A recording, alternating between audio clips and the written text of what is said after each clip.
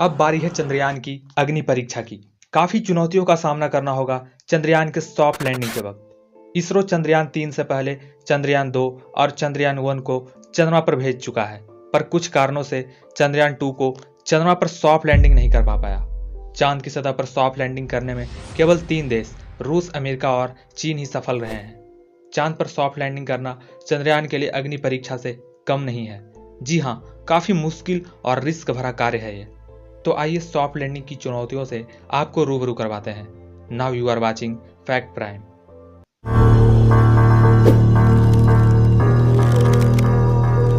सबसे पहले आप जान लीजिए कि चंद्रयान 3 चांद के दक्षिणी ध्रुव पर नहीं, बल्कि उसके पास वाले रोशनी वाले इलाके में उतारा जाएगा। जी हाँ, चंद्रमा के दक्षिणी ध्रुव का तापमान -200 डिग्री सेल्सियस है।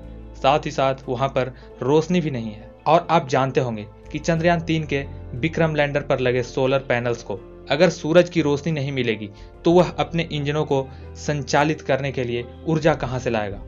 भारत दूसरी बार चांद की सतह पर लैंडिंग का प्रयास कर रहा है, वह भी ऐसी जगह जहां पर अब तक किसी देश ने लैंडिंग की सोची भी नहीं है।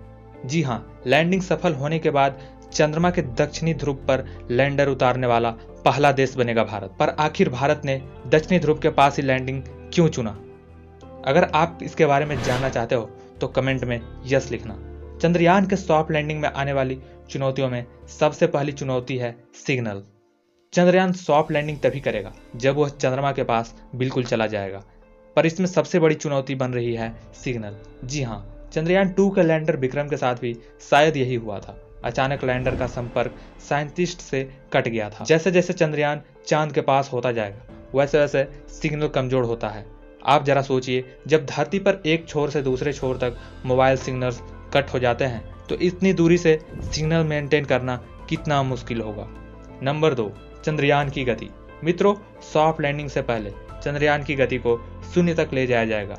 करीब 15 मिनट के अंदर ही 6000 किलोमीटर प्रति घंटा से शून्य पर लाना होगा इसके रफ्तार को। इस काम को करने में चंद्रयान अपने थ्रस्टर्स का पूरा उपयोग करेगा। Number 3, scanning process.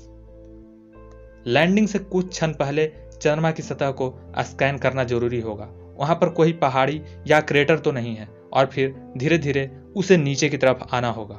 नंबर 4, सही मात्रा में ईंधन का उपयोग करना भी बहुत जरूरी है, क्योंकि ज्यादा ईंधन उपयोग करने पर लैंडर के थ्रस्टर्स में ज्यादा पावर उत्पन्न होगी, जिससे थ्रस्टर्स चंद्रमा की सतह पर ज्यादा मात्रा में प्रेशर छोड़ेंगे और चंद्रमा की सतह से धूल उड़ सकती है और चंद्रयान में लगे सेंसर्स खराब हो सकते हैं। इसरो ने सितंबर 2019 में चंद्रयान 2 को चांद पर उतारने का प्रयास किया था, लेकिन तब उसका विक्रम लैंडर क्षतिग्रस्त हो गया था। लेकिन ऑर्बिटर मॉड्यूल चंद्रमा के चक्कर लगा रहे थे।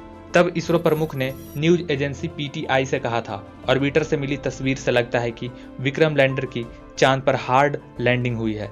चांद का चक्कर लगा रहे ऑर्बिटर ने विक्रम लैंडर की थर्मल इमेजेस ली थी। मित्रों, किसी अंतरिक्ष यान के चांद पर 2 तरह से लैंडिंग होती है। एक सॉफ्ट लैंडिंग, जिसमें अंतरिक्ष यान की गति कम हो जाती है और धीरे धीरे वह थ्रस्टर्स का उपयोग करके चांद की सतह पर सही सलामत उतर जाता है। वहीं दूसरी लैंडिंग को हार्ड लैंडिंग कहते हैं।